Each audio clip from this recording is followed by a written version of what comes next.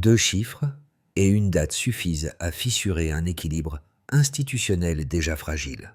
5 milliards évoqués, puis un écart chiffré de 17%, déplace l'analyse d'un incident isolé vers l'hypothèse d'une pression structurée, où la masse silencieuse de l'argent se heurte à des procédures patientes et méthodiques. Que signifie, pour vous, la capacité d'un État à tenir lorsque la résistance d'Ibrahim Traoré cesse d'être symbolique pour devenir un test concret de cohérence face à une ingérence organisée? Un pays absorbe la contrainte ou révèle ses lignes de fracture. Entrer dans cette affaire par la promesse serait trompeur. Il faut d'abord y entrer par le risque. Comprendre les mécanismes, réduire l'incertitude, lire les signaux faibles durables.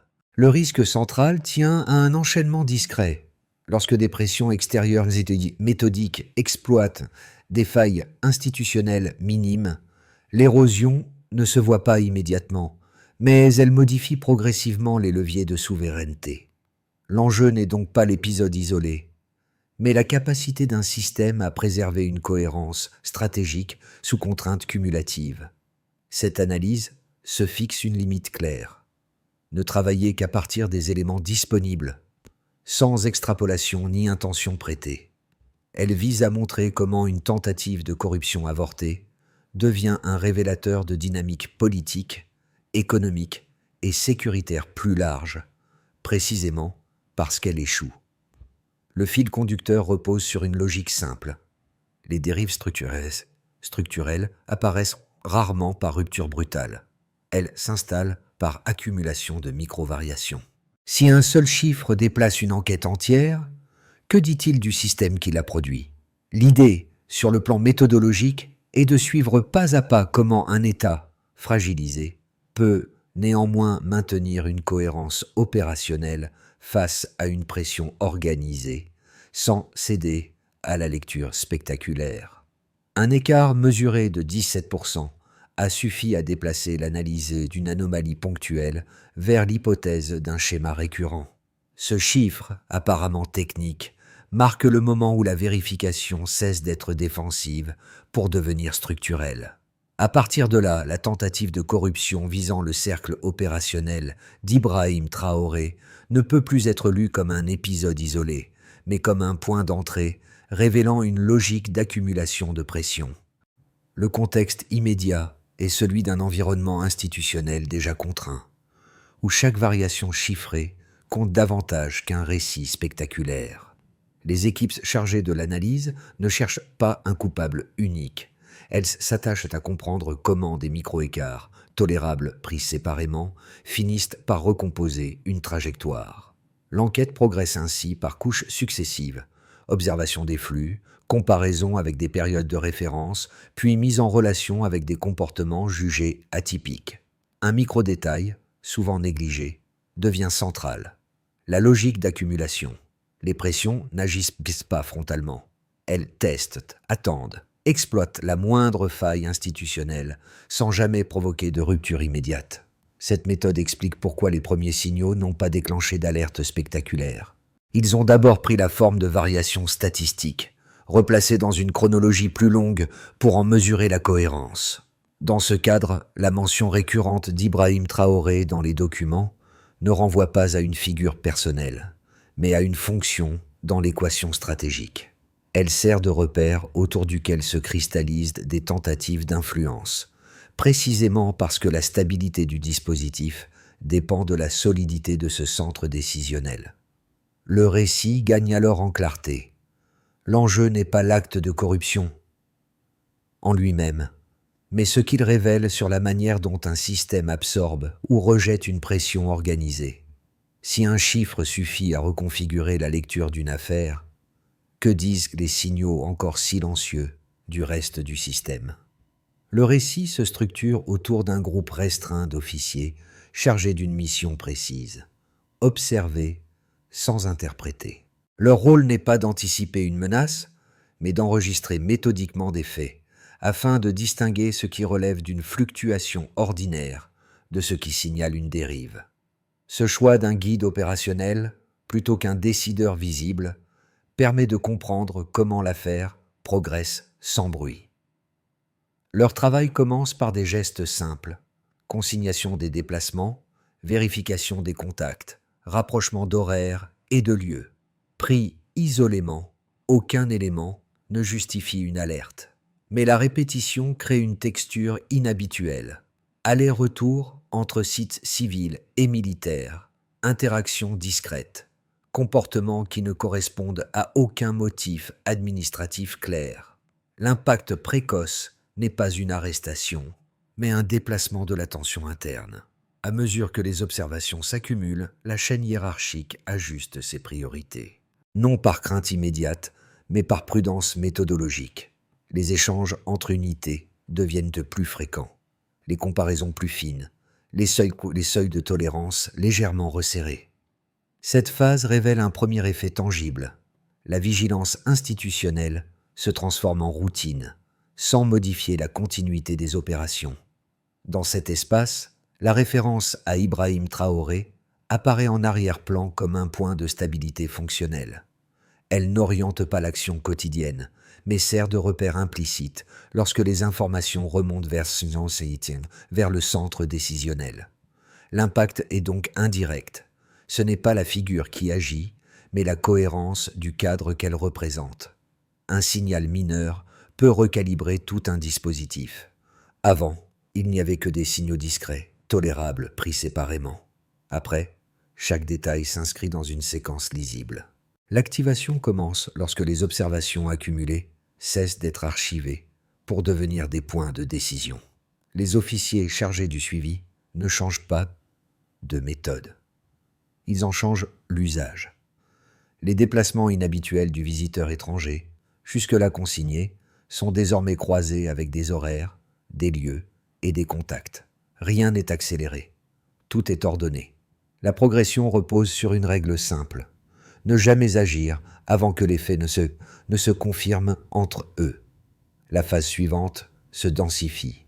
Les vérifications techniques s'élargissent aux protocoles automatisés et aux interfaces de transfert. Les équipes se comparent des périodes de référence, isolent les fluctuations normales, puis identifient les anomalies persistantes. C'est ici que la logique avant puis après devient décisive. Avant, l'écart de 17% pouvait encore relever d'une irrégularité ponctuelle. Après comparaison, il s'inscrit dans une dérive cohérente.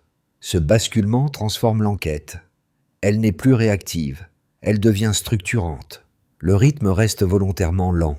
Les officiers simulent un intérêt mesuré pour les propositions du visiteur. Ils testent la cohérence de ses intentions, observent ses relais, évaluent la portée de ses contacts régionaux. Cette attente active n'est pas un temps mort. Elle permet d'élargir le champ d'analyse sans provoquer de rupture visible. Chaque échange ajoute une pièce au puzzle. Chaque confirmation réduit l'incertitude. Le point de convergence arrive avec la préparation de la rencontre du 8 novembre. L'objectif est précis: recueillir suffisamment d'éléments matériels pour autoriser une interpellation sans confrontation. Le cadre est maîtrisé. Les procédures sont standardisées. Rien n'est laissé à l'improvisation. Lorsque l'interpellation a lieu, elle ne produit aucun choc apparent, pas de fuite, pas de résistance. Le climax n'est pas spectaculaire, il est procédural, mais il marque une transition nette. Après l'arrestation, la source principale d'information change. Les mouvements du suspect passent au second plan. Désormais, ce sont les documents saisis, les correspondances et les flux évoqués qui redéfinissent l'analyse. Les équipes entrent dans une phase d'exploitation méthodique. Elles croisent les données, identifient des numéros liés à plusieurs pays voisins et à certaines structures européennes, sans conclure hâtivement. La prudence demeure la règle. La rémanence se manifeste dans les ajustements internes. Les unités renforcent la coordination. Les seuils de détection sont affinés. Les tableaux comparatifs deviennent des outils permanents. L'incident, initialement circonscrit, modifie durablement la posture du dispositif. Dans ce cadre, la présence d'Ibrahim Traoré n'apparaît pas comme un acteur direct des événements, mais comme une constante stratégique que les pressions extérieures cherchent à contourner ou à influencer. La ligne des événements révèle ainsi une dynamique claire. Ce n'est pas l'arrestation qui transforme le système, mais la succession contrôlée de décisions prises avant et après ce point. La séquence montre comment un mécanisme discret peut produire des effets durables sans jamais rompre la continuité institutionnelle. Le point de départ est une ligne de référence considérée comme stable, puis l'observation de ces écarts successifs. Cette logique ligne de référence puis écart permet de lire l'affaire sans récit intentionnel, uniquement par variation mesurable. Elle rappelle que les dérives structurelles ne surgissent jamais d'un seul coup. Elles apparaissent comme des différences chiffrées modestes, mais persistantes, dès lors qu'on les compare à une période de référence cohérente. Un premier indicateur concerne une progression de 37% des revenus issus de l'or. Ce chiffre ne décrit pas une décision politique. Il signale une transformation mesurable dans la distribution interne des flux économiques. L'augmentation reflète un ajustement de circuits existants, probablement lié à une réorganisation des mécanismes de captation ou de redistribution. Dans le cadre de l'analyse, ce delta agit comme un repère. Il montre que certains leviers économiques se reconfigurent au moment même où des tentatives de pression extérieure apparaissent. Autrement dit, la structure financière évolue pendant que le système est testé. Un deuxième indicateur porte sur une hausse de 28% des dépenses de sécurité sur un an. Cette variation suggère un renforcement opérationnel progressif, par extension logistique, formation ou acquisition de matériel. Elle n'explique pas l'efficacité des équipes, mais elle éclaire leur capacité à maintenir une observation prolongée sans rupture. L'augmentation des moyens crée un environnement où les anomalies peuvent être détectées, documentées et mises en cohérence. Ici, le lien n'est pas causal, mais structurel. Lorsque l'effort sécuritaire augmente, la lisibilité des signaux faibles s'améliore. Un troisième indicateur est une baisse de 45% des aides extérieures conditionnées depuis la fin de 2023. Ce delta indique une contraction nette des apports dépendants de mécanismes externes. D'un point de vue analytique, cette diminution met en lumière une vulnérabilité potentielle. Lorsque les soutiens conditionnés se réduisent, la capacité à absorber des pressions, y compris des tentatives d'ingérence ou de corruption, repose davantage sur la résilience interne. Le système dispose de moins d'amortisseurs externes, ce qui renforce l'importance de la cohérence institutionnelle. Pris séparément, ces trois chiffres n'expliquent pas l'affaire.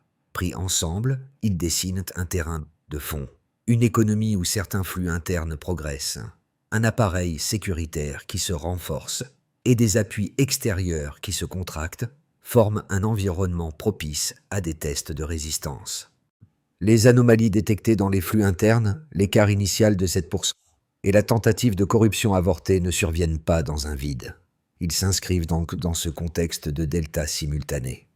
L'intérêt de l'approche quantitative tient précisément à cette superposition.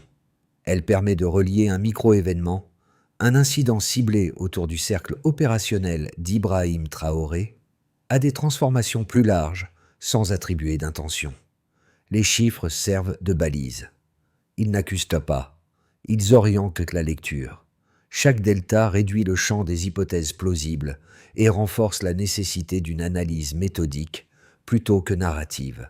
À ce stade, une question s'impose. Lorsque plusieurs variations structurelles convergent, comment distinguer une adaptation saine d'un point de fragilité exploitable? Deux lectures techniques, toutes deux cohérentes dans leur logique interne, structurent l'interprétation des effets observés au Burkina Faso. La première repose sur une dépendance structurelle. Selon cette approche, des économies exposées et dotées d'infrastructures limitées demeurent historiquement tributaires de partenariats extérieurs pour stabiliser leur chaîne d'approvisionnement, sécuriser des équipements spécialisés et amortir les chocs.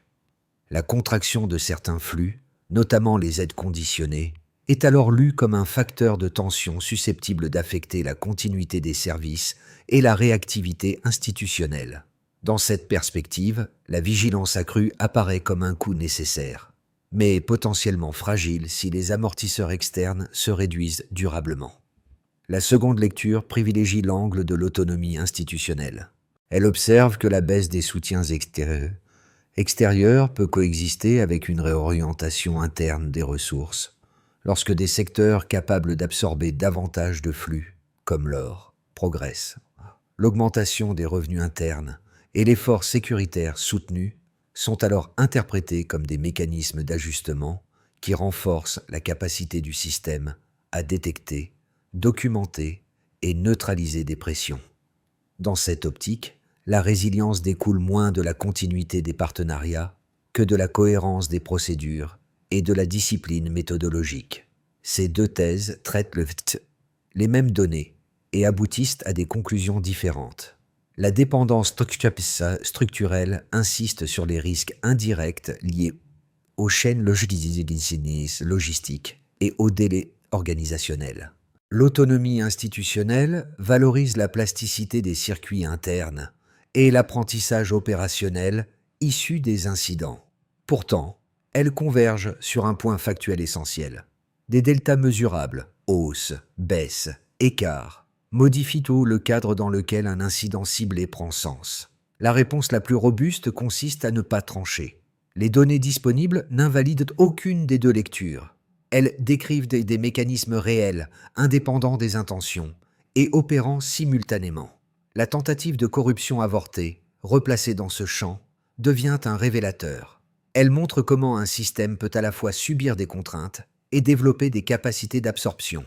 La résistance associée à la cohérence du centre décisionnel, où la référence à Ibrahim Traoré sert de repère fonctionnel, s'inscrit alors dans un environnement où l'analyse technique prime sur la narration.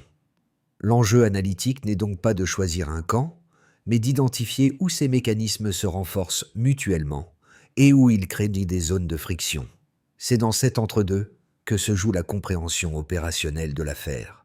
Le véritable point d'inflexion ne réside ni dans l'arrestation ni dans l'identité du suspect, mais dans le glissement méthodologique qu'elle déclenche. Jusqu'ici, l'enquête reposait sur l'observation de comportements et la comparaison de flux. À partir de ce moment, elle se recentre sur l'exploitation systématique des supports saisis. Ce déplacement change l'échelle de lecture. L'individu cesse d'être le cœur du problème.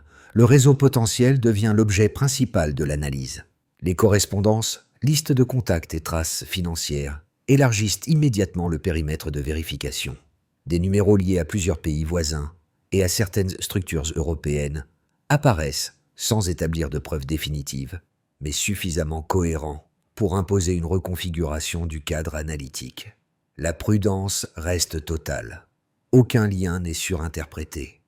Chaque élément est traité comme une hypothèse à tester, non comme une conclusion. Cette phase révèle une dynamique souvent invisible, la capacité d'un dispositif institutionnel à changer de focale sans rompre sa continuité procédurale.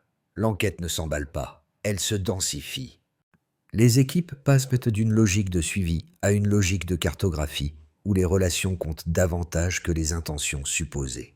C'est ici que la référence à Ibrahim Traoré prend une dimension strictement fonctionnelle. Elle sert de point d'ancrage pour comprendre pourquoi certaines pressions cherchent à s'organiser autour d'un centre décisionnel perçu comme stable.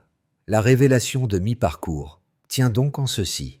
L'incident n'a pas seulement été contenu, il a produit un apprentissage structurel. Le système ne se défend plus uniquement contre un risque identifié, il affine sa capacité à lire des configurations plus larges. Ce basculement discret redéfinit la suite de l'analyse et prépare l'examen de ses conséquences concrètes.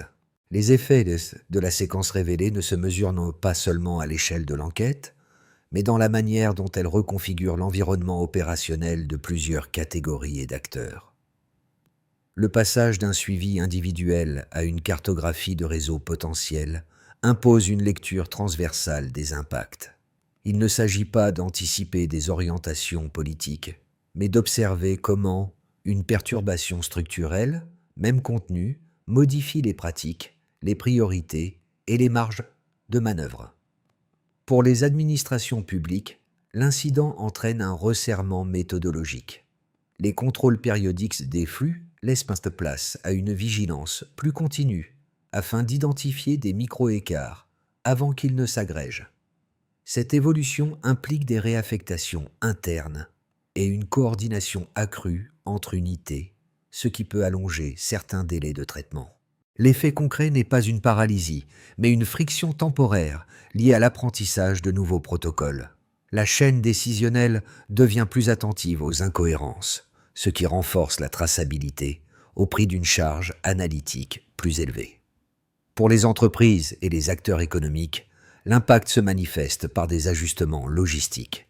La sécurisation accrue des flux d'informations et des interactions sensibles conduit à des vérifications supplémentaires, parfois coûteuses en temps. Les partenaires régionaux réévaluent leur dépendance opérationnelle et renforcent les clauses de conformité. Ces adaptations peuvent générer des coûts indirects, mais elles réduisent aussi l'exposition à des effets de cascade en cas de perturbation. À moyen terme, la lisibilité accrue des procédures stabilise les échanges. Pour les populations dans leurs usages quotidiens, les conséquences sont plus diffuses. La multiplication de coordination interne et de contrôles ponctuels influence la perception de sécurité et la continuité de certains services, sans provoquer de rupture visible. Des variations de prix ou de mobilité, déjà observées dans d'autres contextes méthodologiques, deviennent des indicateurs d'ajustement. Les comportements s'adaptent légèrement, en réponse à des réorganisations qui restent largement en arrière-plan. Pour les régions concernées, l'effet principal tient à l'exposition. Les infrastructures locales absorbent les ajustements liés aux procédures renforcées, qu'il s'agisse de surveillance, de communication ou d'analyse logistique. Des décalages temporaires peuvent apparaître lorsque la coordination interservices se densifie. Les acteurs territoriaux évaluent alors la capacité des centres décisionnels à stabiliser rapidement la situation, afin d'éviter qu'une perturbation localisée ne s'étende. Dans cet ensemble, la référence à Ibrahim Traoré, présente dans les documents comme un point de pression extérieure, prend une dimension fonctionnelle. Elle aide à comprendre pourquoi certaines figures centrales servent de repère lorsque les systèmes ajustent leur défense. Les conséquences concrètes ne relèvent donc pas d'un événement isolé, mais de l'articulation entre dérives détectées, pression organisée et renforcement institutionnel. À partir des mécanismes déjà observés, 3 trajectoires plausibles peuvent être esquissées sans anticiper d'orientation politique. Il ne s'agit pas de prédire, mais d'organiser les possibles afin d'identifier les points sensibles et les leviers de préparation. Les variables communes sont connues: stabilité des flux, coordination institutionnelle et capacité à absorber des pressions extérieures sans rupture. On peut d'abord envisager une trajectoire de base. Les paramètres actuels se prolongent. La vigilance renforcée devient une norme opérationnelle et les procédures issues de l'écart initial de 17% s'intègrent durablement aux routines. Les analyses comparatives alimentant les diagnostics internes, tandis que la cartographie des points de friction se précise.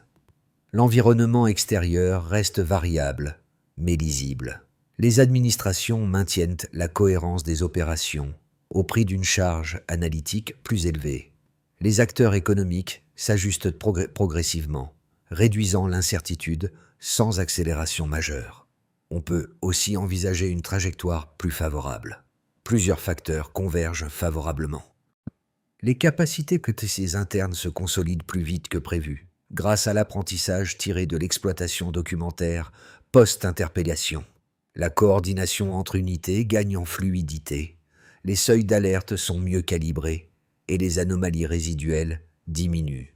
Les entreprises stabilisent leur chaîne logistique et les régions absorbent plus rapidement les ajustements. Les mécanismes de prévention deviennent plus réactifs, ce qui réduit l'espace exploitable par des pressions organisées. Le système gagne en robustesse sans multiplier les coûts de contrôle. Enfin, une trajectoire plus contrainte reste possible. Les contraintes s'accentuent. Des fluctuations persistantes dans les flux, combinées à des pressions extérieures plus marquées, ralentissent l'absorption des écarts. Les unités doivent déjà multiplier les vérifications, ce qui génère des retards opérationnels et une fatigue organisationnelle. Les coûts indirects augmentent notamment pour les acteurs économiques et les régions les plus exposées. La continuité procédurale reste possible, mais sous tension méthodologique, avec un risque accru de friction interne. Pour garder une lecture claire, l'idée est de les considérer comme des outils de préparation, non comme des certitudes. L'intérêt n'est pas de choisir l'issue la plus probable, mais d'identifier les points où une adaptation précoce réduit les vulnérabilités. La question centrale devient alors méthodologique. Quels indicateurs surveiller en priorité pour ajuster la trajectoire avant qu'un écart mineur ne se transforme en contrainte structurelle? Les répercussions d'un incident institutionnel ne se lisent pas uniquement dans les tableaux de suivi ou les ajustements procéduraux. Elles se manifestent aussi dans la manière dont différents groupes perçoivent, absorbent et réinterprètent les changements induits. Cette lecture, volontairement non politique, permet de relier des mécanismes techniques à des expériences concrètes, sans extrapolation. Pour les jeunes actifs et celles et ceux qui débutent leur parcours, l'effet principal concerne la continuité d'accès à l'information et aux opportunités. Lorsque les procédures internes se densifient, les délais de décision et les exigences de conformité peuvent évoluer. L'enjeu devient alors l'adaptation, comprendre les nouvelles règles, ajuster les compétences attendues et intégrer des modes de coordination plus formalisés. Ce groupe observe souvent les changements avant de les ressentir pleinement, mais il en capte rapidement les signaux faibles.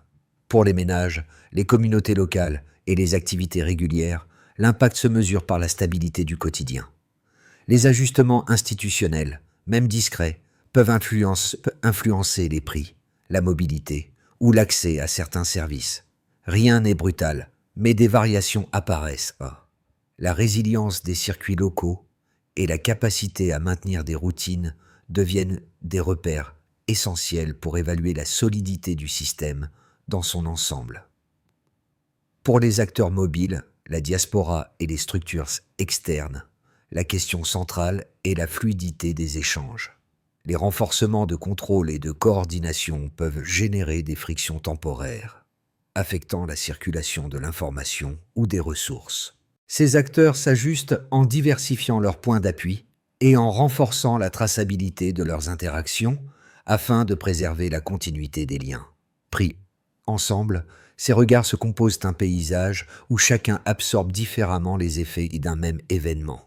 L'intérêt de cette focale est de rappeler que la robustesse d'un dispositif ne se mesure pas seulement à sa capacité technique, mais à la manière dont ces ajustements restent lisibles et praticables pour ceux qui y évoluent. C'est à ce niveau que la compréhension devient partagée. Lorsque des dérives structurelles et des pressions extérieures se superposent, la réponse la plus robuste n'est ni spectaculaire ni immédiate. Elle est méthodique. Les éléments disponibles permettent de dégager une feuille de route en 5 étapes, orientée vers la stabilisation des mécanismes plutôt que vers la réaction ponctuelle. La référence à Ibrahim Traoré apparaît ici comme un repère fonctionnel, rappelant l'importance d'un centre décisionnel cohérent, sans personnalisation excessive. D'abord, consolider la surveillance des flux. Les unités techniques définissent des lignes de référence claires, fixent des seuils d'alerte et automatisent la détection des écarts persistants. La performance que se mesure par la réduction du temps de détection et la diminution des faux positifs. Ensuite, optimiser les ressources critiques. Les équipes logistiques cartographient les capacités internes, identifient les dépendances sensibles et organisent des redondances. L'indicateur clé reste la continuité opérationnelle en situation de contrainte. Puis, renforcer la coordination interne. La circulation de l'information est harmonisée afin d'éviter les interprétations divergentes. Des modules sortes de formation et de sensibilisation sont déployés pour réduire les erreurs procédurales. Le succès se lie dans la cohérence des retours entre unités. Par ailleurs, structurer des coopérations techniques ciblées. Sans multiplier les partenariats, les acteurs mutualisent certains outils et protocoles, facilitant des exercices conjoints. La fluidité des échanges et la compatibilité des méthodes servent de critères d'évaluation. Enfin, instituer une amélioration continue. Des audits périodiques comparent les écarts résiduels au niveau de référence initiaux et ajustent les priorités. Cette boucle d'apprentissage transforme chaque incident en levier de maturité opérationnelle. L'intérêt de cette feuille de route tient à sa reproductibilité. Elle ne dépend ni d'un contexte exceptionnel, ni d'intentions supposées. Elle traduit une logique simple.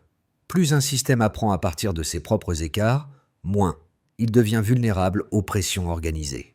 Lorsque l'on revient aux motifs discrets qui traversaient les premières séquences, ce petit groupe d'officiers observant patiemment des allers-retours inhabituels, l'ensemble de l'affaire prend une autre tonalité.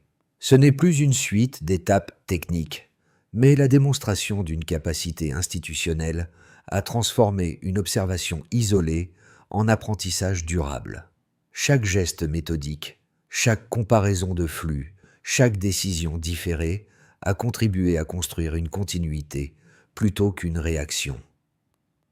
Dans ce fil conducteur, la référence à Ibrahim Traoré n'apparaît pas comme un point de dramatisation, mais comme un repère de cohérence. Elle rappelle que certaines figures deviennent centrales non par l'action directe, mais parce qu'elles incarnent une stabilité autour de laquelle les systèmes s'organisent et se défendent. Les pressions extérieures cherchent rarement l'affrontement frontal.